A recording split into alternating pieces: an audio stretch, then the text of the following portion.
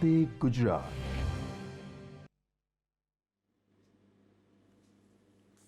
વિદ્યાર્થી મિત્રો, નામાના મૂળ તત્વના પ્રથમ પ્રકરણમાં આપણે આ ચોથા લેક્ચરમાં મળી રહ્યા છીએ. અગાઉના લેક્ચરમાં નામાનો ઇતિહાસ, હિસાબી પદ્ધતિનો અર્થ, એના હેતુઓ, ફાયદા, ગેરફાયદા, ગુણાત્મક લક્ષણો અને કેટલાક પારિભાષિક શબ્દોનો અભ્યાસ કર્યો. આજે હું મુકેશ પટેલ કે જે કામેશ્વર વિદ્યાલય અમદાવાદ ખાતે શૈક્ષણિક કામગીરી સંભાળું છું, તમને અન્ય કેટલાક પારિભાષિક શબ્દો વિશે માહિતી આપવાનો છું. દોસ્તો, જ્યારે કોઈ પણ વ્યવહાર બને છે અને એ વ્યવહારની હિસાબી ચોપડે જ્યારે નોંધ કરવાની હોય છે, ત્યારે એ વ્યવહાર માટે કોઈક આધારની જરૂરિયાત હોય છે કે જેના આધારે એ વ્યવહારની નોંધ હિસાબી ચોપડે આપણે કરવાની હોય છે. જે આધાર છે એ આધારને દસ્તાવેજી પુરાવા તરીકે પણ ઓળખવામાં આવે છે. એ દસ્તાવેજી પુરાવો એ વ્યવહારને સમર્થન આપે છે, એ વ્યવહારનો આધાર છે અને તેને વાઉચર તરીકે ઓળખવામાં આવે છે. એની વ્યાખ્યા કરવામાં આવે તો હિસાબી વ્યવહારોને સમર્થન આપતા દસ્તાવેજી પુરાવાઓને વાઉચર તરીકે ઓળખવામાં આવે છે. દાખલા તરીકે મિત્રો, તમે બજારની અંદર માલની ખરીદી કરવા માટે જાઓ છો, તો કોઈ દુકાનદાર પાસેથી જ્યારે માલની ખરીદી કરો ત્યારે જો તમે તાત્કાલિક નાણાંની ચૂકવણી કરો છો, સામે તમને માલ પ્રાપ્ત થાય છે, ત્યારે દુકાનદાર તરફથી તમને બિલ આપવામાં આવે છે, જેને કેશ મેમો તરીકે ઓળખવામાં આવે છે. તો તમે માલની ખરીદી કરી છે એનો જે પુરાવો છે એ બિલ છે. એના આધારે જો તમે ચોપડા લખતા હો તો એ ચોપડાની અંદર એક ખરીદીના વ્યવહાર તરીકે નોંધ કરશો. તો સામા પક્ષે જે વેપારી છે કે જેણે રોકડેથી માલ વેચ્યો છે, જેણે કેશ મેમોના રૂપમાં વાઉચર તૈયાર કર્યું છે, તો એની પાસે, કારણ કે ઓરિજિનલ કોપી તમારી પાસે છે, ડુપ્લિકેટ કોપી, કાર્બન કોપી એની પાસે છે. તો એ કાર્બન કોપીના આધારે એણે વેચાણ કર્યું છે એવું નિશ્ચિત થાય છે અને તે એના ચોપડામાં નોંધ કરે છે. જો ઉધાર માલ ખરીદ્યો હોય આપણે, તો વેપારી તરફથી આપણને ક્રેડિટ મેમો પ્રાપ્ત થાય છે. આપણે બેંકમાં નાણાં ભરીએ છીએ, તમે પોતે પણ ક્યાંક બેંકમાં ગયા હશો નાણાં ભરવા માટે, અથવા તો કોઈકની સાથે તમે બેંકમાં ગયા હશો. તો જ્યારે બેંકમાં આપણે નાણાં ભરવા જઈએ છીએ ત્યારે, અથવા ચેક ભરીએ છીએ ત્યારે, પે ઇન સ્લીપ એટલે કે ભરણા ચિઠ્ઠી આપણે બધી જ વિગતો ભરીને કાઉન્ટર ઉપર આપીએ છીએ. એટલે કાઉન્ટર ઉપરથી એ વ્યક્તિ જે બેઠેલી છે એની ઉપર સિક્કો મારીને એનું અડધિયું જે છે, એક નાનો ભાગ તમને પાછો આપે છે. તો તો એના આધારે એ જે નાનો ભાગ છે પે ઇન સ્લીપનું અડધિયું એ તમારા માટે બેંકમાં નાણાં કે ચેક ભર્યો છે એ પુરાવો બને છે. આપણે કોઈકને ચેક આપીએ તો ચેકની અંદર જરૂરી વિગતો ભરીને એ ચેક સામેની વ્યક્તિને આપીએ છીએ. હવે આપણે કોને ચેક આપ્યો, કઈ તારીખે આપ્યો, કેટલા રૂપિયાનો આપ્યો, આ પુરાવા માટે અને યાદ રાખવા માટે પણ. આપણે ચેકબુકની આગળના ભાગમાં તમે જોયું હશે તો ખાના પાડેલા 2-3 પાના હોય છે. તેની અંદર તારીખ લખવામાં આવે કે કઈ તારીખે ચેક આપ્યો, કોને આપ્યો, કેટલા રૂપિયાનો આપ્યો. તો આ પણ એક આધાર બની રહે છે. બીજા પુરાવા તરીકે એ આધારને ચેકના અડધિયા તરીકે પણ ઓળખવામાં આવે છે. આપણે ખરીદેલો માલ પાછો મોકલીએ અને એમાંય જો ઉધાર ખરીદેલો હોય તો આપણે ઉધાર ચિઠ્ઠી મોકલીએ છીએ. આપણા ગ્રાહકે માલ આપણને પરત કરે છે તો તે આપણને ઉધાર ચિઠ્ઠી મોકલશે. આપણે છીએ એને કે તમે મોકલેલો માલ મળ્યો છે, જે તમારા ખાતે જમા કર્યો છે, તો જમા ચિઠ્ઠી મોકલીએ છીએ. તો આ પણ વાઉચર છે. રિટર્ન ભરીએ તો રિટર્નની કોપી, એ પણ વાઉચર છે. ઉપરાંત કેટલાક એવા વ્યવહારો છે કે જેમાં પુરાવો નથી મળતો, તો ત્યાં વેપારી એ પ્રકારના ખર્ચનું વાઉચર પોતે તૈયાર કરીને મૂકે છે. તો વાઉચરની જે વ્યાખ્યા આપેલી છે કે હિસાબી વ્યવહારોને સમર્થન આપતા દસ્તાવેજી પુરાવાને વાઉચર કહેવામાં આવે છે અને એ ધંધાકીય વ્યવહારનો લેખિત પુરાવો છે. આ રીતે વાઉચરના આધારે હિસાબો લખાય છે, એ એનો લેખિત પુરાવો છે. ત્યાર પછી વટાવ. સામાન્ય રીતે ખરીદ વેચાણના જે વ્યવહારો છે, આ ખરીદ વેચાણની જે રકમ હોય છે એ રકમમાંથી શરતોને આધીન અમુક રકમ બાદ કરવામાં આવે છે અને ચોખ્ખી રકમ ચૂકવવામાં આવે. તો જે રકમ એટલે કે કુલ રકમમાંથી જે રકમ બાદ કરવામાં આવી છે એ રકમને વટાવ તરીકે ઓળખવામાં આવે છે. બજારમાં તમે નીકળ્યા હો તો ઘણી દુકાનો ઉપર એવા બોર્ડ પણ તમને જોવા મળશે, 10% ડિસ્કાઉન્ટ, 20% ડિસ્કાઉન્ટ, અપ ટુ 50%. તો આ જે પ્રથા છે વેપારીઓમાં માલનું વેચાણ વધારવા માટે આ પ્રકારની રીત રસમનો ઉપયોગ કરવામાં આવે છે.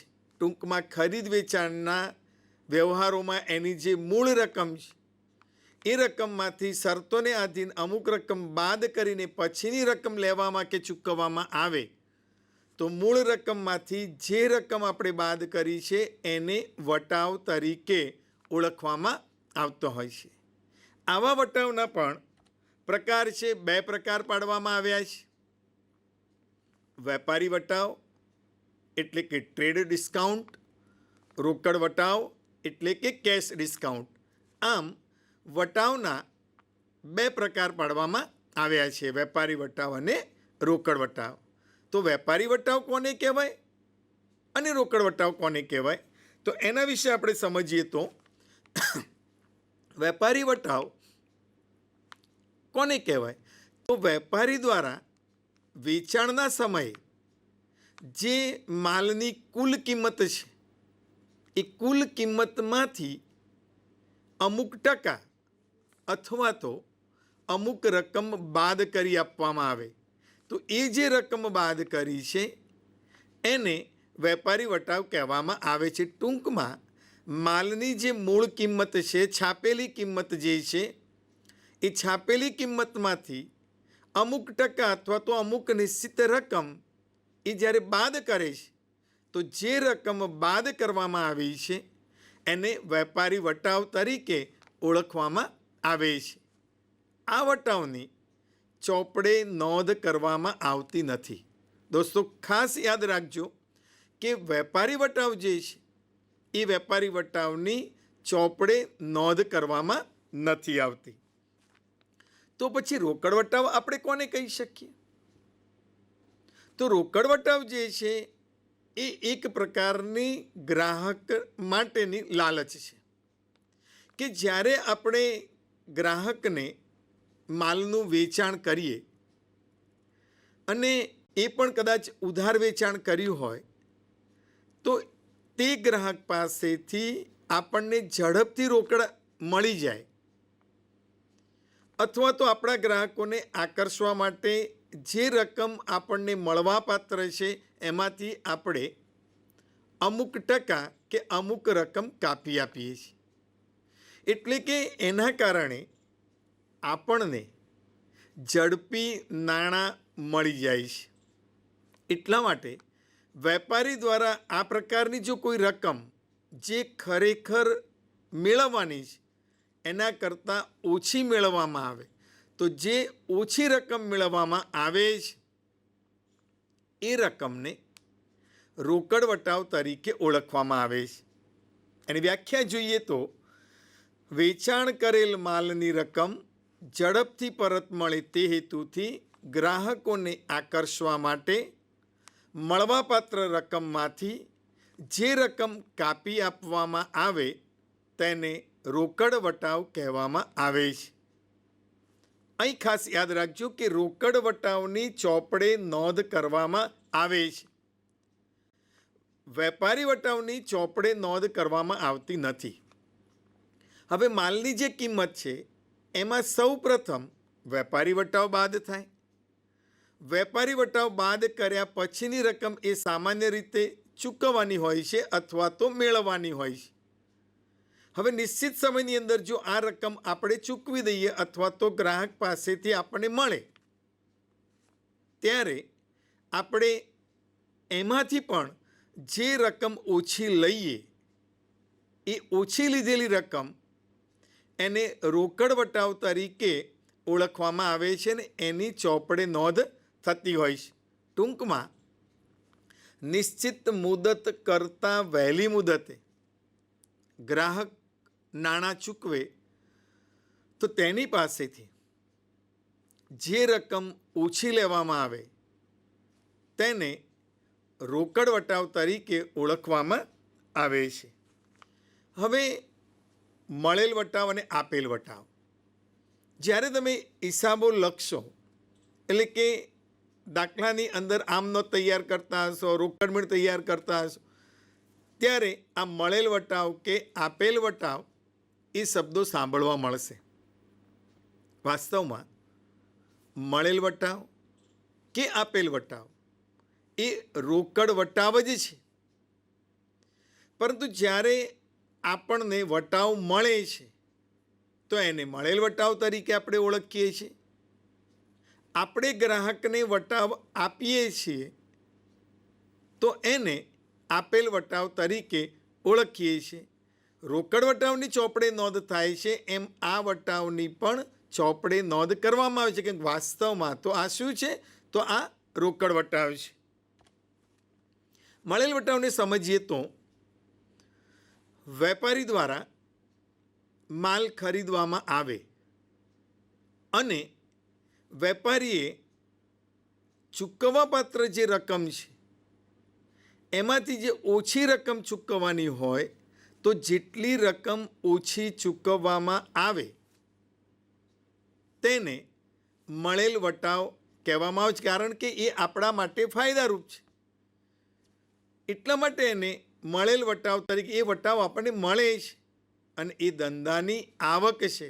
મળેલ વટાવ એ ધંધાની ઉપજ હોવાના કારણે, આવક હોવાના કારણે તેની હિસાબી ચોપડે જમા બાજુ નોંધ કરવામાં આવે છે. ટૂંકમાં મળેલ વટાવ ચોપડે જમા કરવામાં આવે છે.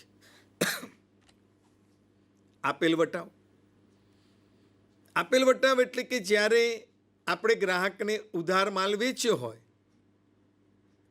અને એની પાસેથી આપણને જે રકમ મળવાપાત્ર છે એમાંથી જે રકમ આપણને ઓછી મળવાની હોય, તો આ જેટલી રકમ ઓછી મળવાની, આ ઓછી મળવાપાત્ર રકમ જેને આપેલ વટાવ તરીકે ઓળખવામાં આવે છે. આ આપેલ વટાવ જે છે એ ધંધાનો ખર્ચ છે, કારણ કે આપણે ગ્રાહકને આપીએ છીએ. આપણા ધંધા માટેનો એક ખર્ચ છે અને ખર્ચ હોવાના કારણે એની હિસાબી ચોપડે નોંધ થાય છે અને એ ઉધાર કરવામાં આવે છે. એટલે દોસ્તો, મળેલ વટાવ હોય તો મળેલ વટાવ એ ચોપડે જમા કરવામાં આવે છે અને જો આપણે આપણા ગ્રાહકને વટાવ આપેલો હોય તો એ આપણો ખર્ચ છે અને ખર્ચ હોવાના કારણે એને ચોપડે શું કરીએ છીએ? આપણે ઉધાર કરીએ છીએ. આગળનો શબ્દ જોઈએ તો ઘસારો. દોસ્તો, ધંધાકીય એકમની અંદર અનેક પ્રકારની મિલકતોનો આપણે ઉપયોગ કરીએ છીએ. અગાઉના લેક્ચરમાં મિલકત કોને કહેવાય, મિલકતોના પ્રકાર, જુદા જુદા પ્રકારની મિલકતો, એની વાત આપણે કરેલી છે. ધંધાકીય એકમની અંદર મકાન છે, યંત્રો છે, પ્લાન્ટ છે, મશીનરી છે, વાહનો છે, છૂટા ઓજારો છે, ફર્નિચર છે, આવી અનેક પ્રકારની કાયમી મિલકતો હોય છે. આ જે કાયમી મિલકતો છે એનો ધંધાની અંદર ઉપયોગ થાય છે. ઉપયોગ થવાના કારણે ધીમે ધીમે એના ઉપયોગી મૂલ્યમાં ઘટાડો થશે. એનું જે આયુષ્ય છે એ આયુષ્ય પણ ક્રમશઃ એનું આયુષ્ય ઓછું થતું જશે.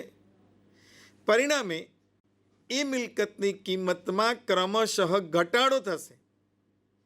આમ મિલકતની કિંમતમાં સતત, કાયમી અને ક્રમશઃ જ્યારે ઘટાડો કરવામાં આવે છે તો આ ઘટાડાની રકમને સામાન્ય રીતે ઘસારા તરીકે ઓળખવામાં આવે છે. અને ઘસારો એટલે મિલકતની કિંમતમાં કોઈ પણ કારણોસર ક્રમશઃ અને કાયમી ધોરણે થતો ઘટાડો છે. ધંધાકીય એકમની અંદર દર વર્ષે મિલકતની કિંમતમાં નિશ્ચિત કરેલા એટલે કે નિર્ધારિત દરે ઘટાડો કરવામાં આવે તો જેટલી રકમનો ઘટાડો કરવામાં આવે છે એ ઘટાડાની રકમને ઘસારો કહેવામાં આવે છે. ઘસારો એ ધંધાનો બિનરોકડ ખર્ચ છે. દોસ્તો, એને બિનરોકડ ખર્ચ એટલા માટે કહેવામાં આવ્યું છે કે જ્યારે ઘસારાની નોંધ કરવામાં આવે છે ત્યારે એ વખતે ધંધામાંથી કોઈ જ રોકડ રકમ જતી નથી. જેમ કે આપણે ટેલિફોન બિલ ભરીએ તો આપણી પાસેથી એ રકમ જશે, ધંધામાંથી એ રકમ ઓછી થશે. વીજળીનું બિલ ભરવામાં આવે તો એટલા રૂપિયા ધંધામાંથી ઓછા થશે. કર્મચારીને જો પગાર ચૂકવવામાં આવે તો એ પગાર જેટલી રકમ આપણે રોકડમાં ચૂકવવી પડશે, એટલે રોકડ જાય છે. જ્યારે ઘસારો જે છે એ ઘસારાની કેવળ ચોપડે હિસાબી નોંધ થાય છે ખર્ચ તરીકે, પરંતુ ધંધામાંથી કોઈ રોકડ એમાં જતી નથી. એટલા માટે એને બિનરોકડ ખર્ચ કહેવામાં આવ્યો છે.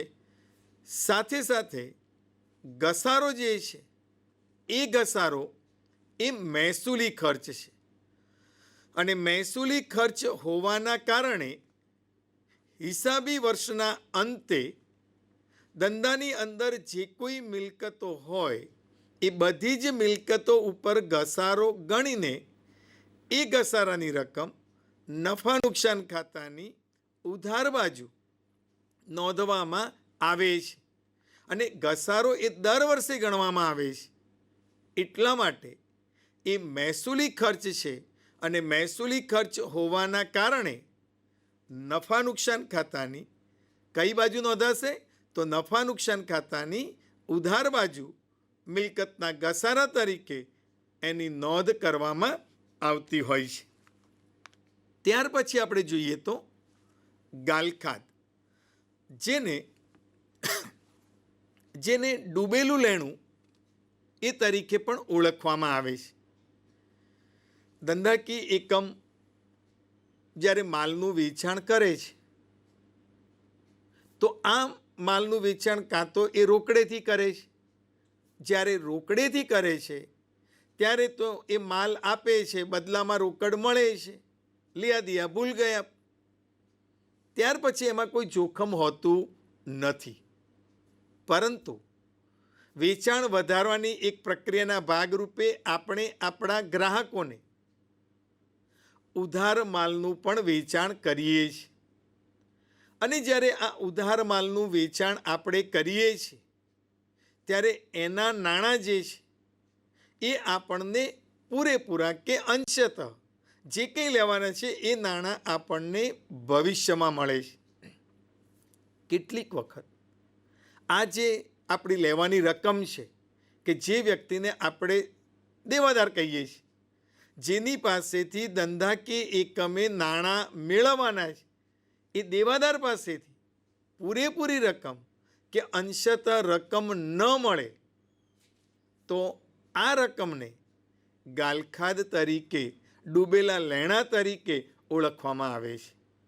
આ જે રકમ ગુમાવી એ ધંધા માટે તો નુકસાન છે, કારણ કે ધંધાનું લેણું હતું, આપણે માલ ઉધાર વેચેલું છે ને એના નાણાં લેવાના હતા અને હવે તે મળતા નથી, તો આ રકમ આપણે ગુમાવી પડે છે અને એ ધંધાનું નુકસાન છે.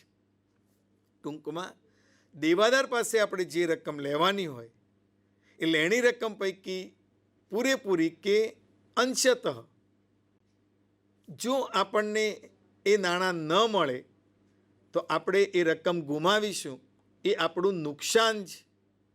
અને એટલા માટે આ રકમને ગાલખાદ તરીકે ઓળખવામાં આવે છે. એને ડૂબેલા લેણા તરીકે પણ ઓળખવામાં આવે છે. હવે આવી રકમ કે જે માંડીવાળી હોય છે ગાલખાદ તરીકે, જ્યારે આપણે ગાલખાદ તરીકે રકમ માંડી વાળીએ ત્યારે હિસાબી ચોપડે એ દેવાદારનું ખાતું નીકળી જાય છે. એનું નામું આપણા ચોપડે પછી રાખવામાં આવતું નથી, કારણ કે જે નાણાં આપણને મળવાના નથી તો એનું ખાતું આપણા ચોપડે રાખવાનો કોઈ મતલબ નથી. અને એટલા માટે આવી ગાલખાદ તરીકે માંડી વાળેલી રકમ છે, પરંતુ કોઈક કારણોસર જે વ્યક્તિ પાસે આપણે નાણાં મેળવવાના હતા એ નહોતા મળવાના એમ સમજીને આપણે ગાલખાદ તરીકે, નુકસાન તરીકે રકમ માંડી વાળી. પરંતુ કેટલાક સમય પછી એ વ્યક્તિની આર્થિક સ્થિતિ કદાચ સારી થાય અને નાણાકીય વ્યવસ્થા થાય અને એ એવો વિચાર કરે કે ભાઈ મારે આ વેપારીને નાણાં ચૂકવવાના બાકી છે, અને જો એ નાણાં આપણને પાછા આપવા આવે તો તેને ગાલખાદ પરત તરીકે ઓળખવામાં આવે છે. એટલે કે ભૂતકાળમાં માંડી વાળેલી ગાલખાદની રકમ જ્યારે પાછી મળે એને ગાલખાદ પરત તરીકે ઓળખવામાં આવે છે. ભૂતકાળમાં ગાલખાદ તરીકે માંડી વાળેલી રકમ આપણને પરત મળે તેને ગાલખાદ પરત તરીકે ઓળખવામાં આવે છે અને તે ધંધા માટે ઉપજશે. કારણ કે આપણને એ રકમ તો મળવાની જ નહોતી અને હવે એ રકમ મળે છે.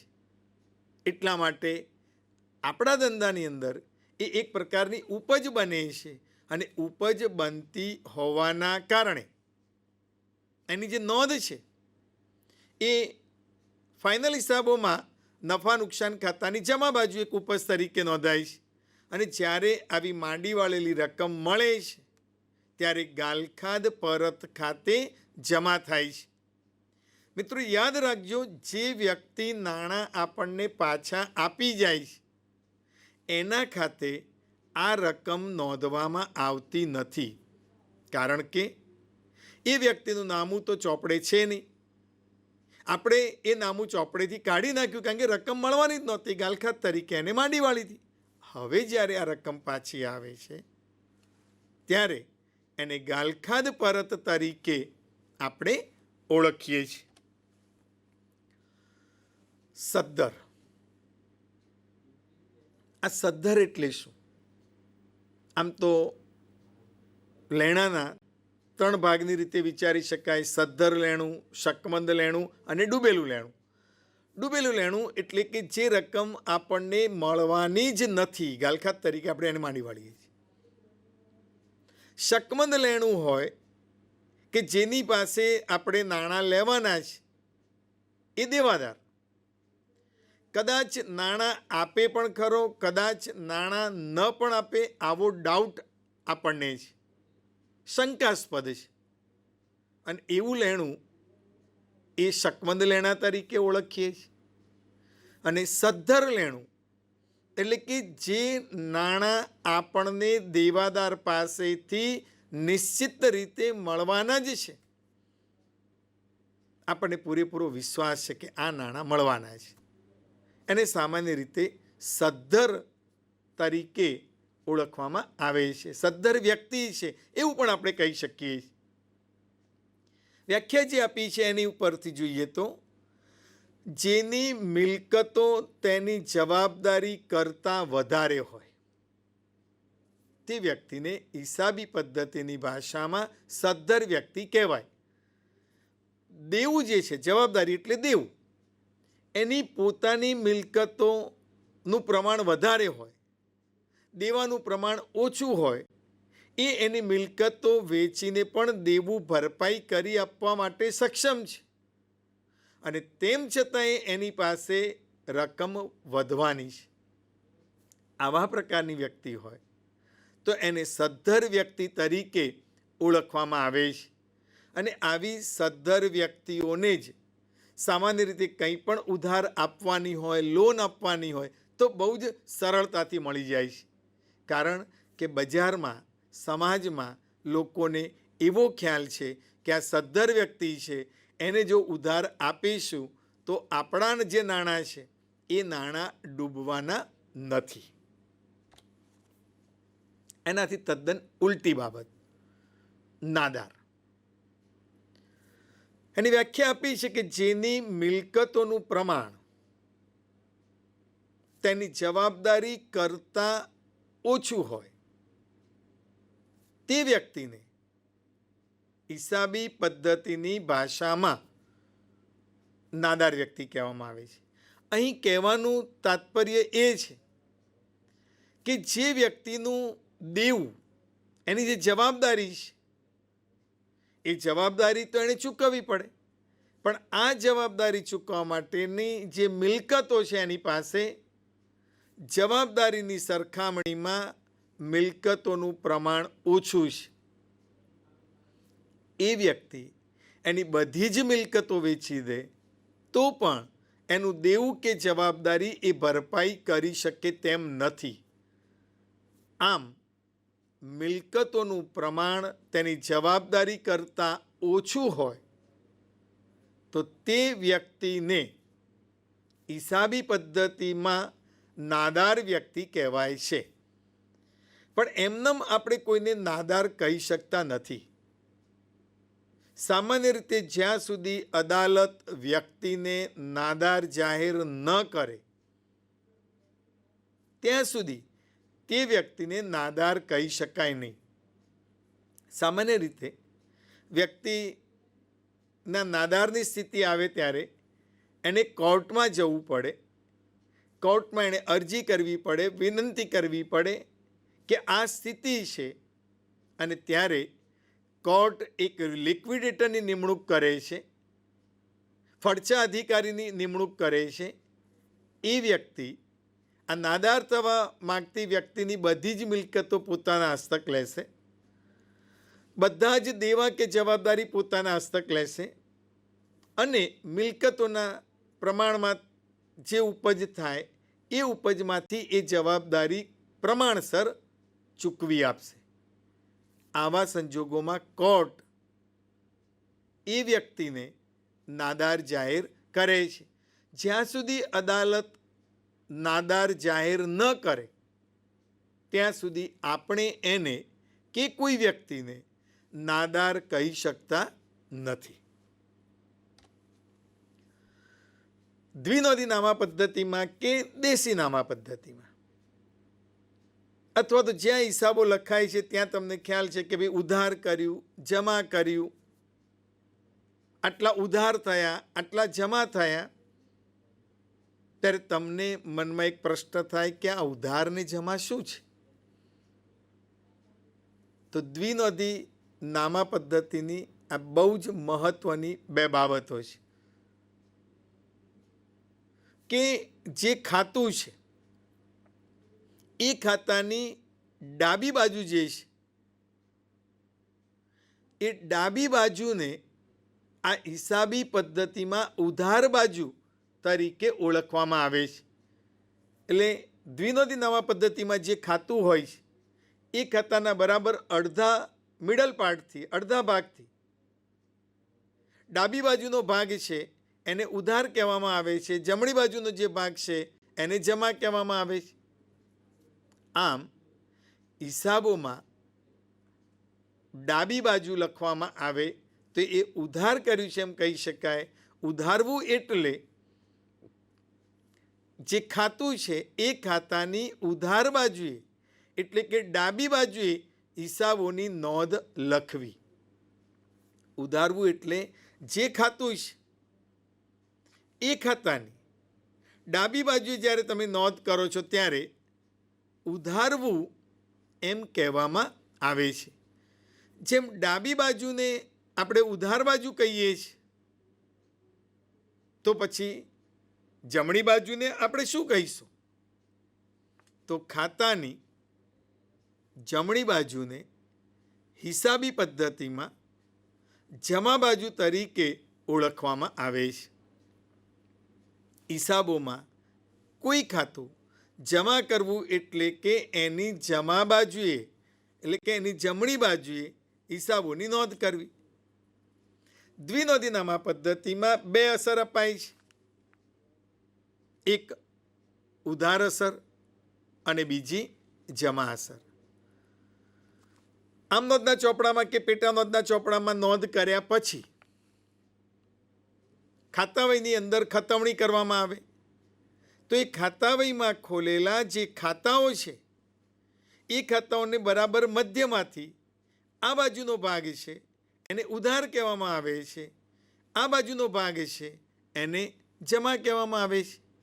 અને એ ઉધાર બાજુ લખવાની ક્રિયા એને ઉધારવું કહેવામાં આવે, જમા બાજુ લખવાની ક્રિયા છે તો એને જમા કરવું એ રીતે ઓળખવામાં આવે છે. ખાતું.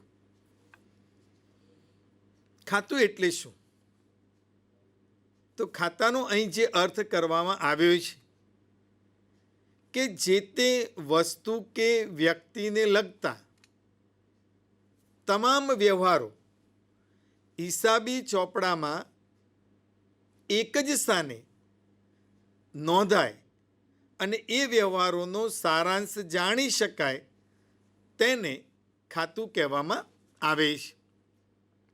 બીજી રીતે એને સમજીએ તો કોઈ વ્યક્તિ કે બાબતને લગતા વ્યવહારો છે, એક જ સ્થળે એ વ્યવહારોને ભેગા લખવામાં આવે તો તેને ખાતું કહેવામાં આવે છે. દોસ્તો, જ્યારે લેવડ દેવડ થતી હોય ત્યારે એના આધારે જે આમનોંધ આપણે લખીશું એ આમનોંધની અંદર બે ખાતાઓ હશે. હવે એ બે ખાતાઓની અંદર નોંધ કરવામાં આવે. આવા ધંધાકીય એકમમાં અનેક વખત એ વ્યક્તિ સાથે અને જુદી જુદી વ્યક્તિઓ સાથે વ્યવહારો થતા હોય છે, લેવડ દેવડ થતી હોય છે. હવે જો આમનોંધના ચોપડામાં કે પેટાનોંધમાં જુદી જુદી જગ્યાએ વ્યવહારો લખાયેલા હોય અને એનો સારાંશ જાણવો હોય તો આપણે સરળતાથી એ સારાંશ મેળવી શકતા નથી. એટલા માટે ખાતાવી નામનો મુખ્ય જે ચોપડો છે એ ચોપડાના દરેક પાના ઉપર જુદા જુદા ખાતા ખોલવામાં આવે છે. એટલી વ્યાખ્યામાં કહ્યું છે કે કોઈ બાબત કે વ્યક્તિને લગતા વ્યવહારો કોઈ એક સ્થળે લખવામાં આવે. કોઈ એક સ્થળ એટલે નિશ્ચિત પાનું હોય છે. એ પાનામાં એ વ્યક્તિ સાથે એ બાબતને લગતા બધા જ વ્યવહારો, જો ઉધાર હશે તો ઉધાર બાજુ લખાશે, જમા હશે તો જમા બાજુ લખાશે. આ રીતે ખાતાની અંદર નોંધ કરવામાં આવતી હોય છે. હવે મિત્રો, પારિભાષિક શબ્દો જે છે, આ પારિભાષિક શબ્દોની વાત પૂર્ણ કર્યા પછી આપણે જુદા જુદા અનેક પ્રકારના પારિભાષિક શબ્દોનો અભ્યાસ કર્યો. હવે આ પારિભાષિક શબ્દોના અભ્યાસ પછી હિસાબી પદ્ધતિ જે છે,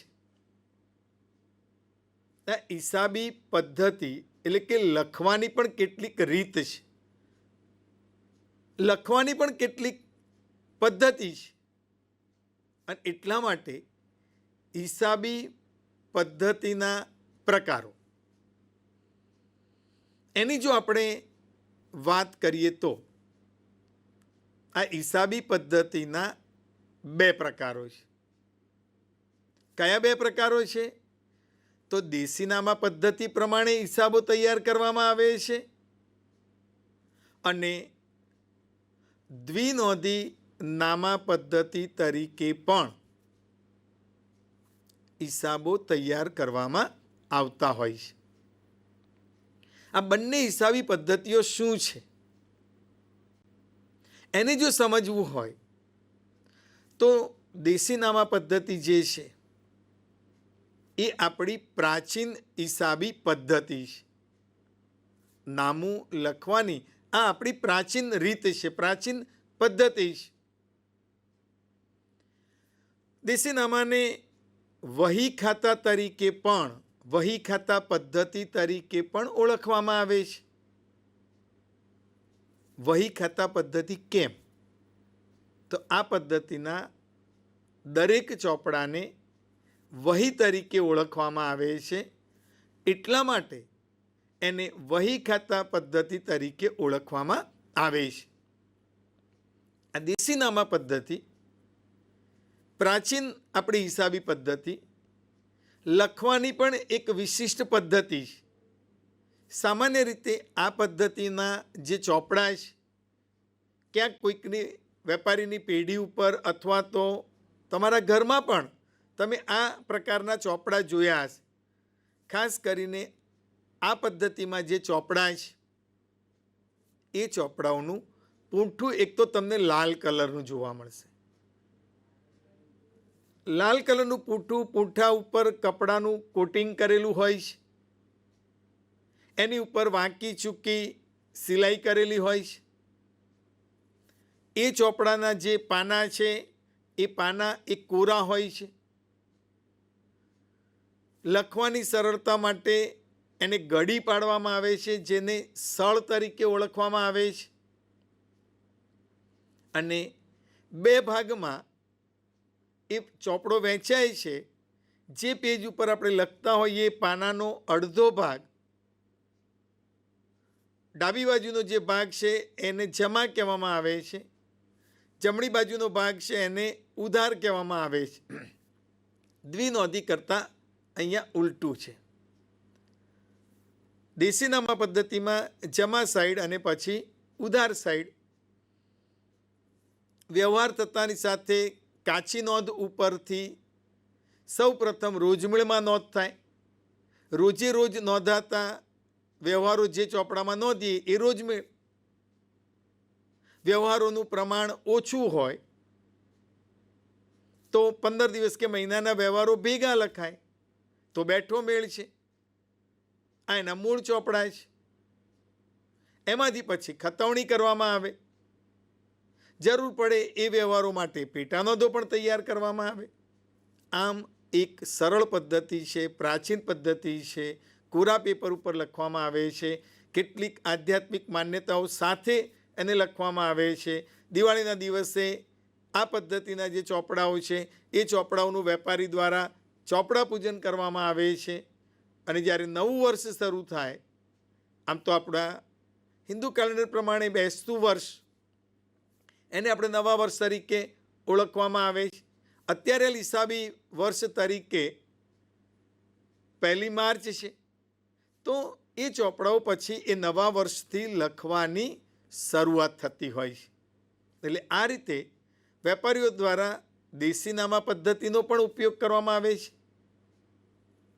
વર્તમાન સમયમાં ધીમે ધીમે આ પદ્ધતિનું જે ચલણ છે, વપરાશ છે, એ ઓછો થતો જાય છે. એની જગ્યાએ આધુનિક પદ્ધતિ, વૈજ્ઞાનિક પદ્ધતિ, વિશ્વના મોટાભાગના દેશોમાં જેનો ઉપયોગ થાય છે એ નામા પદ્ધતિ એટલે દ્વિનોંધી નામા પદ્ધતિ. દ્વિનોંધી જેની બે અસર થતી હોય, એક ઉધાર અને બીજી જમા. આવી દરેક વ્યવહારની ઓછામાં ઓછી બે અસર થતી હોવાના કારણે એને દ્વિનોંધી નામા પદ્ધતિ તરીકે ઓળખવામાં આવે છે. આ આધુનિક પદ્ધતિ છે, વૈજ્ઞાનિક પદ્ધતિ છે. સમગ્ર વિશ્વમાં એનો વ્યાપક ઉપયોગ કરવામાં આવે છે અને પ્રમાણમાં સરળ પણ કહી શકાય એવી આ નામા પદ્ધતિ કે હવે પછી આગળના જે પ્રકરણોનો તમે અભ્યાસ કરશો એ બધા જ પ્રકરણો એ તમને દ્વિનોંધી નામા પદ્ધતિ પ્રમાણે ઉધાર અને જમા એ રીતે તમે નોંધ કરવાનું શીખશો. એટલે આ રીતે નામા પદ્ધતિ જે છે એના બે પ્રકાર છે. હિસાબી પદ્ધતિના બે પ્રકાર છે, દેશી નામા પદ્ધતિ અને દ્વિનોંધી નામા પદ્ધતિ. ક્યાંક તમને એકનોંધી નામા પદ્ધતિનો ઉલ્લેખ કરવામાં આવે છે. આવી એકનોંધી નામા પદ્ધતિ જે છે એને દ્વિનોંધીની અધૂરી નામા પદ્ધતિ તરીકે પણ ઓળખવામાં આવે છે. આ દ્વિનોંધી નામા પદ્ધતિના આધારો, એના જે આધાર છે, લખવાની એક પદ્ધતિ છે. આધાર જે છે એ આધારો 3 રીતે વહેંચાયેલા છે: વેપારી ધોરણે, રોકડના ધોરણે અને મિશ્ર ધોરણે. તો આ આધારો શું છે? તો વેપારી ધોરણ હિસાબો તૈયાર કરવા એટલે શું? કેવી રીતે આ હિસાબો તૈયાર થાય છે? તો વેપારી ધોરણ જો વિચારીએ તો વર્ષ દરમિયાન જે કોઈ વ્યવહારો થાય છે એ બધા જ વ્યવહારોની નોંધ ચોપડે કરવામાં આવે છે. એમાં પણ ચાલુ વર્ષે વ્યવહાર થયો છે પરંતુ આપણે કોઈ ખર્ચ હજુ ચૂકવ્યો નથી, એટલે કે ચૂકવવાનો બાકી હોય, તો એને પણ ચોપડે નોંધ કરવામાં આવે છે ચૂકવવાના બાકી ખર્ચ તરીકે.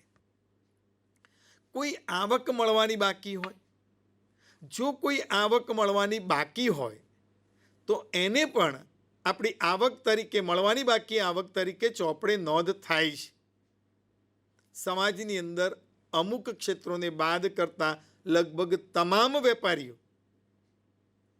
આ પદ્ધતિ પ્રમાણે એ હિસાબો રાખે છે. એટલે વર્ષ દરમિયાન આ બધા જ વ્યવહારો, મળવાની બાકી આવક હોય તો એની પણ નોંધ થાય, ચૂકવવાની બાકી હોય તો એની પણ નોંધ ચોપડે કરવામાં આવે છે. આ વેપારી ધોરણે હિસાબો તૈયાર કરવા એવું કહી શકાય. રોકડના ધોરણમાં શું છે? તો રોકડના ધોરણેમાં ફક્ત રોકડ વ્યવહારો જે છે એને જ નોંધાય છે. વર્ષ દરમિયાન જે આવક થઈ, જાવક થઈ, જે જવાબદારી છે, મિલકતો છે, એના જ વ્યવહારો કે જે ખરેખર રોકડમાં થયા હોય. પછી કોઈક કારણોસર ગયા વર્ષની રોકડ આ વર્ષે મળી હોય, આવતા વર્ષની રોકડ અત્યારે મળી હોય, તો પણ રોકડ મળી છે એટલે એની નોંધ કરવામાં આવે.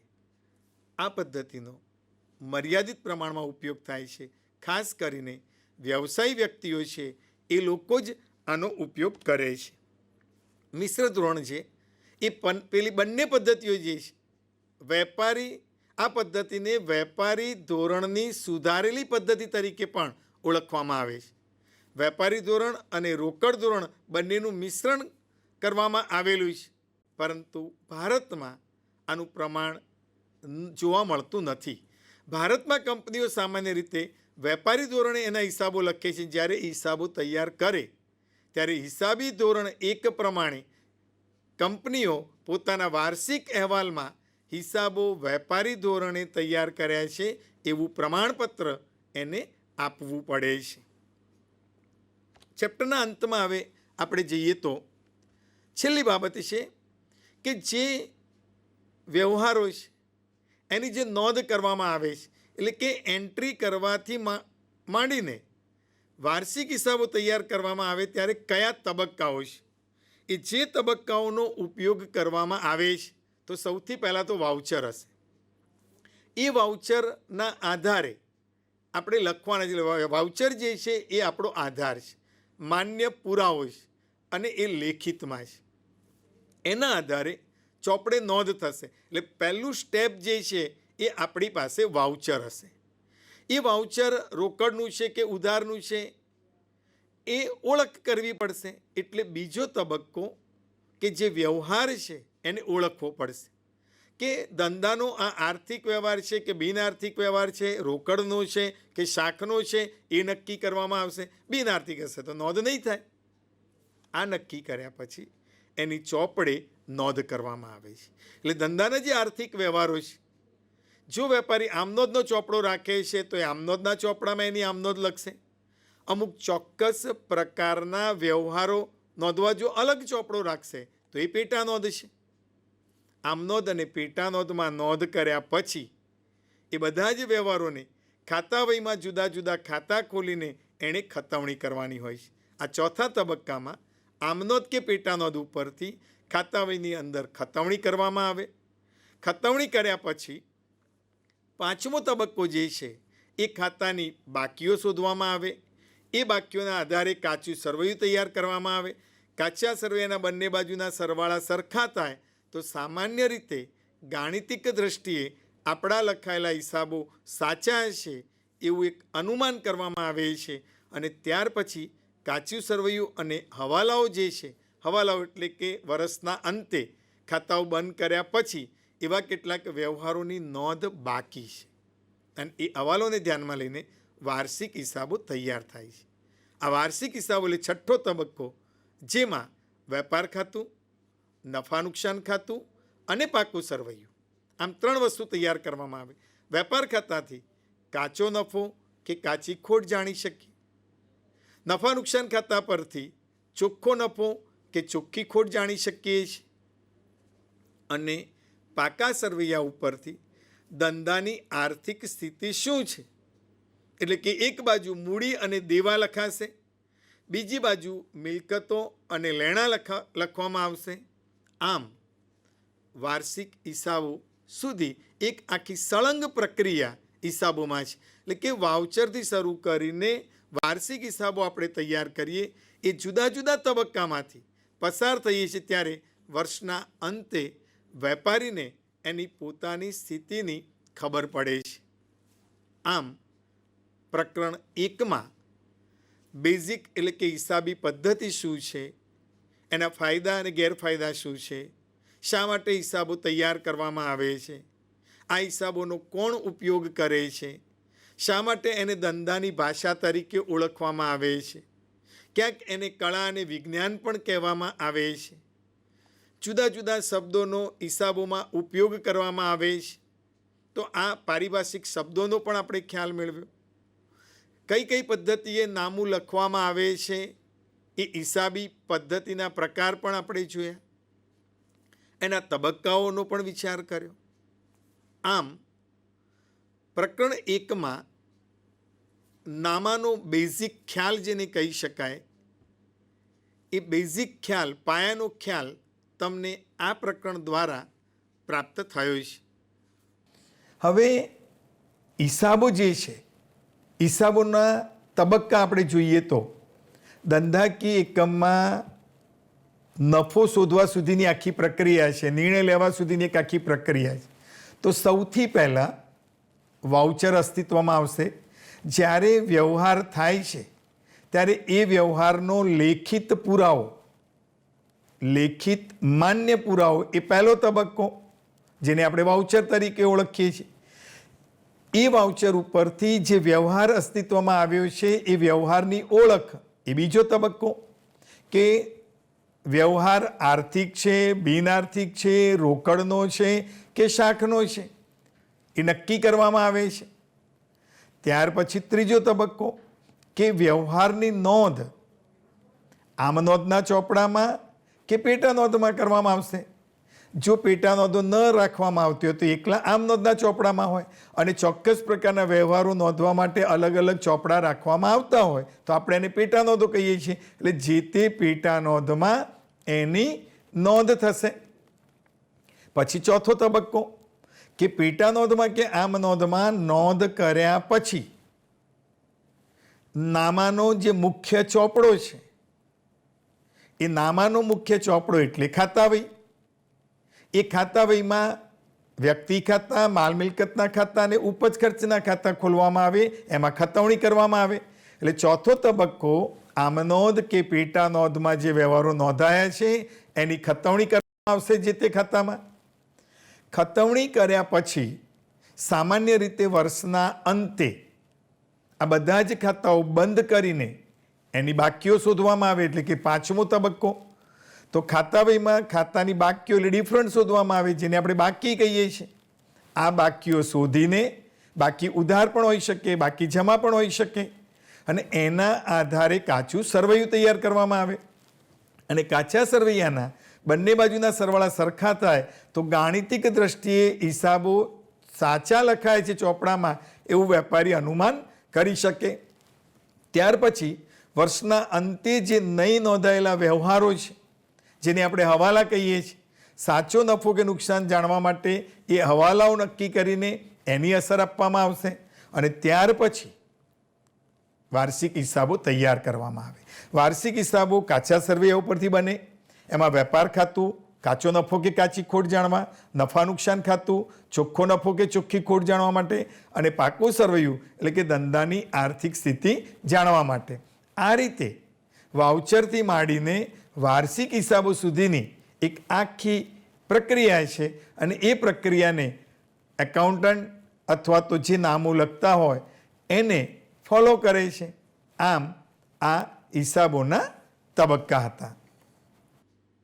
ખૂબ જ સુંદર સમજ આ 4 લેક્ચરોના ચર્ચા દરમિયાન આપણને ઘણી બધી માહિતી પ્રાપ્ત થઈ હશે, સમજવામાં પણ સરળતા રહી હશે. હું મુકેશ પટેલ રાજ્ય સરકારનો, બાયસેગ સ્ટુડિયોનો અને શિક્ષણ ખાતાનો આભાર વ્યક્ત કરું છું કે જેની મદદથી અંતરિયાળ વિસ્તાર કે ગામડાના બાળકો સુધી આ ચેનલના માધ્યમથી જ્ઞાન આપવાનો પ્રયત્ન કર્યો છે. જ્યાં બીજા સાધનો પ્રાપ્ય નથી ત્યાં આગળ વિષયની ખૂબ સુંદર સમજૂતી પ્રાપ્ત થાય એ માટે આ એક સરસ મજાનો પ્રયાસ કર્યો છે, અને આપ સૌને આ પ્રયાસથી ખૂબ જ સંતોષ થયો હશે એમ હું માનું છું.